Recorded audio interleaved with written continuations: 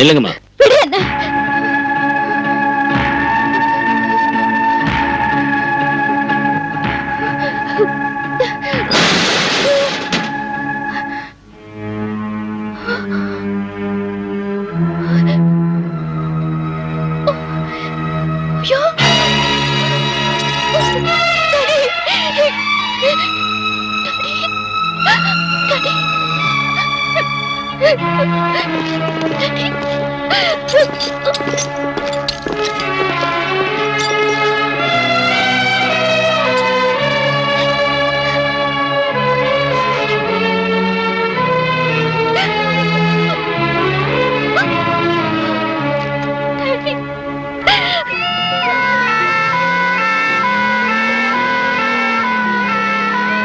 கங்கா நகரில் வெவ்வேறு மதத்தினருக்கு இடையே ஏற்பட்ட கலவரத்தை அடக்க போலீசார் துப்பாக்கி சீதில் 2 பேர் கொல்லப்பட்டார்கள். நடந்த சம்பவத்தை நேரில் பார்த்த நீ வர்றதுக்கு லேட் ஆனதும் நான் டென்ஷன் ஆயிட்டேன். ரோடு வழியா ஒரு வண்டியும் விடல. ஆம்புலன்ஸ்ல வந்ததுனால தப்பிச்சோம். நீங்க சொன்ன வேலையை பக்குவமா முடிச்சிட்டேன். தெரியும். ஷாகிர் அடிபட்டுட்டான். அவனை போலீஸ் பிடிச்சிட்டு போயிடுச்சு. அவனை நான் கவனிச்சுக்கிறேன். நீ போலாம். Be careful. பொதுமக்கள் கூட்டமாக கூடுவதோ தெருவில் ஒன்றாக சேர்ந்து நடப்பதோ கூடாது. இந்த ஏரியாவில் 144 தடை உத்தரவு பிறப்பிக்கப்பட்டுள்ளது. தடை உத்தரவை மீறி வெளியில் வருபவர்கள் தண்டிக்கப்படுவார்கள். கொள்ளையடித்த பொருட்களை திருப்பி கொடுப்பவர்களுக்கு தண்டனையில் இருந்து விலக்களிக்கப்படும். 24 மணி நேரத்திற்குள் அருகில் உள்ள காவல் நிலையத்திலோ அரசாங்க அலுவலகங்களிலோ கொள்ளையடித்த பொருட்களை ஒப்படைக்குமாறு போலீஸ் கமிஷனர் உத்தரவிட்டுள்ளார். சட்டத்தை மீறி நடப்பவர்கள் தண்டிக்கப்படுவார்கள். கொள்ளையடித்த பொருட்களை திருப்பி கொடுப்பவர்களுக்கு தண்டனையில் இருந்து விலக்களிக்கப்படும். பொதுமக்கள் கூட்டமாக கூடுவதோ தெருவில் ஒன்றாக சேர்ந்து நடப்பதோ கூடாது. சட்டத்தை மீறி நடப்பவர்கள் தண்டிக்கப்படுவார்கள்.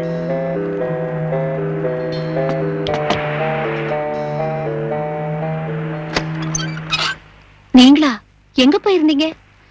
நீங்க வராம நான் ரொம்ப தவிச்சு போய். மெதுவா. நீ இதை பத்திரமா வச்சிருக்கணும். யாருக்கும் தெரியக்கூடாது. நான் அப்புறமா வரேன்.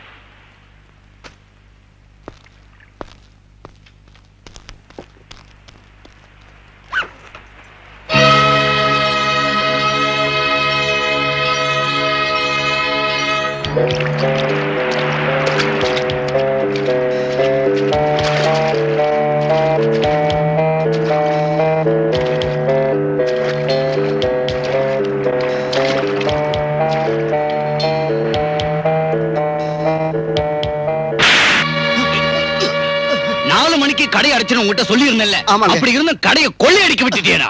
இல்லைங்க முதலாளி, வெளியே வச்சிருந்த 3 பாட்டில்களை தான் அவங்க தூக்கிட்டு போனாங்க. கொள்ளையடிக்க வந்தவங்களை அடிச்சு துரத்திட்டோம். சீக்கிரமா இந்த பாட்டில்களை எல்லாம் ஸ்டோர் ரூம் கொண்டு போங்க. சரிங்க சார். வணக்கம் சார். வணக்கம். மறுபடியும் ஒரு கலவரம் ஏற்படாம தடுக்க அரசாங்கம் முன்னேற்பாடா ஏதாவது பண்ணிருக்கா? கூடுதல் போலீஸ் போர்ஸை வரவழைச்சிருக்கோம். இப்ப நிலைமை கட்டுக்கடங்கியே தான் இருக்கு. இந்த கலவரத்துக்கு பொறுப்பேற்று உங்க மந்திரி சபை ராஜினாமா செய்யுமா? உங்களை திருத்தவே முடியாது. நடந்த கலவரத்துல இறந்தவங்களுக்கும் அவங்க குடும்பத்தை சேர்ந்தவங்களுக்கும் நீங்க நஷ்டஈடு கொடுப்பீங்களா? நிச்சயம் கொடுப்போம். பொதுமக்கள் மேல போலீஸ் துப்பாக்கி சூடு நடத்துனதை பத்தி விசாரிப்பீங்களா? விசாரிப்போம். சட்டப்படி விசாரிப்பீங்களா? போலீஸோட அத்துமீறுதலை பத்தி? போதும் நிறுத்தியா. முதல்ல நான் விசாரிச்சு தெரிஞ்சுக்கிறேன் யார் மீறினாங்கன்னு. தள்ளியா எல்லாரும் அங்கேயே நிறுத்துங்க.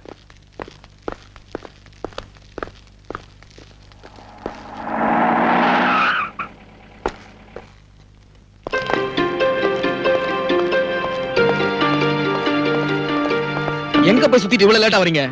நான் இங்கேயே சுத்திக்கிட்டு இருக்கல சார். செத்தவங்க அங்கேயே போட்டுறதா? அந்த டெட் பாடிஸை போஸ்ட்மார்ட்டத்துக்கு அனுப்ப வேண்டாம். அந்த வேலையா இருந்தா கொன்னது நீங்க தானே. மீதியை உள்ள போய் சொல்லுங்க.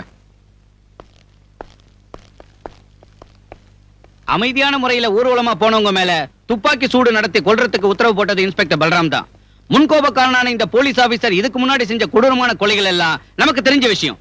இதுக்கு மேலேயே இந்த ஆளு டிபார்ட்மெண்ட்ல வச்சுக்கிட்டு இருக்கிறது போலீஸ் டிபார்ட்மெண்ட்டுக்கும் அரசாங்கத்துக்கும் பெரிய அவமானம். நான் சொல்றேன். பல்ராம பத்தி பார்ட்டியில் உள்ள அங்கத்தினர்களுடைய எதிர்ப்பை தான் நான் இங்க பிரதிபலிக்கிறேன். சகாதேவன், பார்ட்டி விஷயத்தை பத்தி எல்லாம் இங்க பேசாதீங்க. நேத்து நடந்த சம்பவத்தை பத்தி தான் நான் விசாரிக்கிறேன். அந்த இன்ஸ்பெக்டர் எங்க?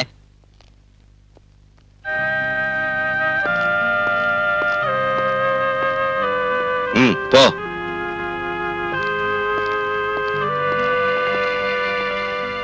இதோட அவன் தொப்பியை கழட்டிடணும் சார். இன்ஸ்பெக்டர் பல்ராம், உங்க மேல நிறைய குற்றச்சாட்டுகள் வந்திருக்கு. அதுல இப்போ நேத்து நடந்த சம்பவத்தை பத்தி தான் நான் விசாரிக்கிறேன். எந்த சூழ்நிலையில நீங்க துப்பாக்கி சூட்டுக்கு உத்தரவிட்டீங்க?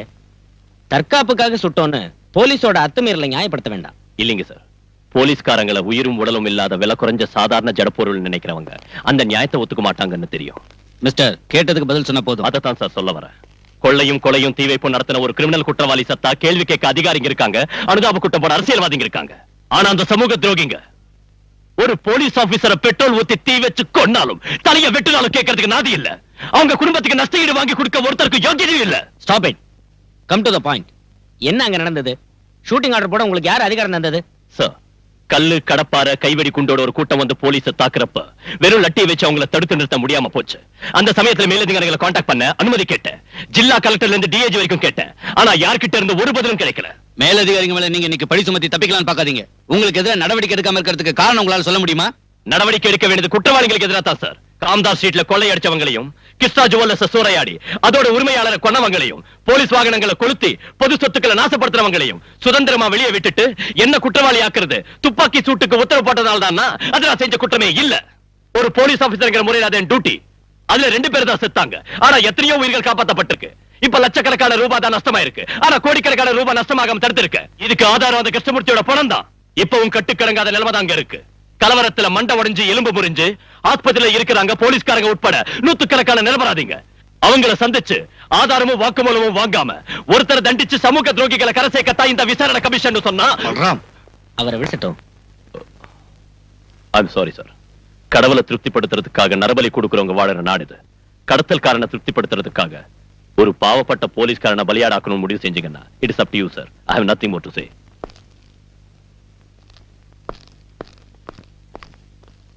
He is an outspoken idiot. எனக்கு என்னமோ அவர் சொன்னதுல நியாயம் இருக்குன்னு தோணுது. எந்த இடத்துல எப்படி பேசணும் புரியாத rascal. What nonsense are you talking there? Truth, the whole truth, nothing but truth. You? Sir.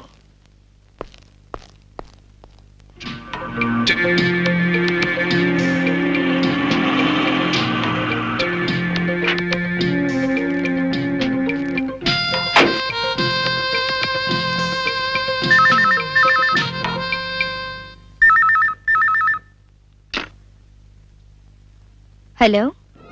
Yes, sir. Indra. Thank you. Oh, okay, sir.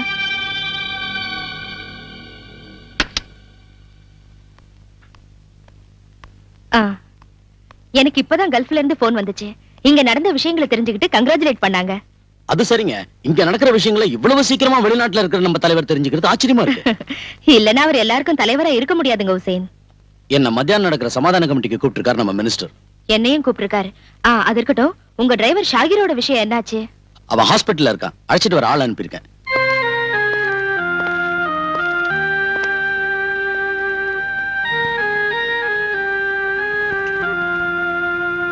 அனுமதி இல்லாம இங்க இருந்து கூட்டி போக முடியாது. எங்களுக்கு டாக்டரோட அனுமதி வேண்டாம். ஆனா போலீஸோட அனுமதி வேணும். கஸ்டடியில இருக்கிற குற்றவாளி இவன். வெளியே அனுப்ப முடியாது. இது ஒண்ணும் நியாயம் இல்ல சார். மரியாதையா உள்ள கூட்டிட்டு போ. அது சரி. தடி எடுத்தவன்லாம் தண்டல்காரனானா?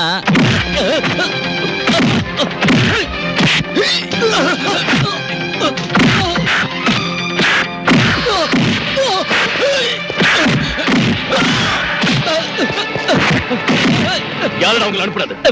சொல்றேன் சார். ஹுசைன் சாஹிப் காம்தாஸ் சீட்டை கொள்ளையடிச்சது அவன் தானே? காரணம் மேடம். அப்போ வியாபாரிகளுக்கு நஷ்ட ஈடு கொடுக்கணும். 4-5 லட்சம் ரூபாய்க்கு மேல எனக்கு தான் நஷ்டமாயிடுச்சு. அதான் சொன்னேன்ல, பரிசீலிக்கிறோம். இப்ப சமாதான கமிட்டியை உண்டாக்கிட்டோம். இனி நாட்டுல நீங்க எல்லாரும் சேர்ந்து அமைதி உண்டாக்கணும். கமிட்டிக்கு சேர்மன் திருமதி பேரை மறந்துட்டேன். மேடம். மேடம். மேடம் தான் தலைமை தாங்கணும். ஷூர். அப்ப சரி.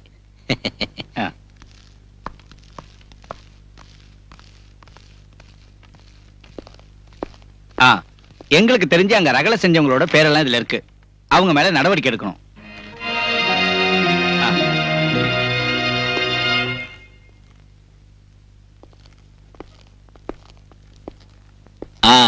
கமிஷனர், கமிட்டிக்கு சேர்மன் ஒரு ஆளை தேர்ந்தெடுத்தோம்ல, மேடமோ வடவமோ யார் அந்த லேடி? இந்திரா சங்கர். இங்க இருக்கிற விஸ்வபாரதி இங்கிலீஷ் மீடியம் ஸ்கூல்ல நடத்திட்டு இருக்காங்க. அதோட சீ ஃபுட் எக்ஸ்போர்ட் இந்த மாதிரி பல பிசினஸ் அவங்களுக்கு இருக்கு. ஓஹோ. என்ன இருந்தாலும் கலகக்காரங்க சமாதானமா போவாங்கன்னு எனக்கு தோணல. தீவிரமா ஆக்ஷன் எடுக்கணும். போடா